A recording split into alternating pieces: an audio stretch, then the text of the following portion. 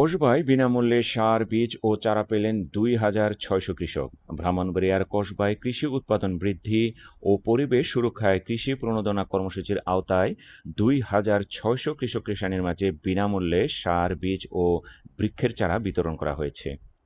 বৃহস্পতিবার সকালে উপজেলা পরিষদ চত্বরে আয়োজিত অনুষ্ঠানে এসব উপকরণ বিতরণ কার্যক্রমের উদ্বোধন করেন উপজেলা কৃষি কর্মকর্তা মোহাম্মদ সামিউল ইসলাম।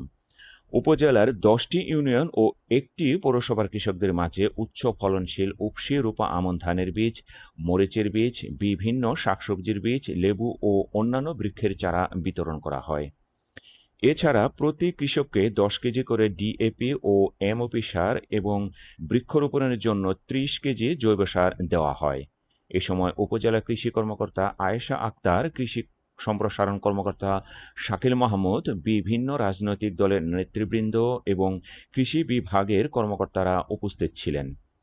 কৃষি বিভাগের কর্মকর্তারা জানান, কৃষি উৎপাদন বৃদ্ধি, খাদ্য নিরাপত্তা নিশ্চিতকরণ এবং পরিবেশের ভারসাম্য রক্ষায় সরকারের এ ধরনের প্রণোদনা কর্মসূচি গুরুত্বপূর্ণ ভূমিকা রাখছে।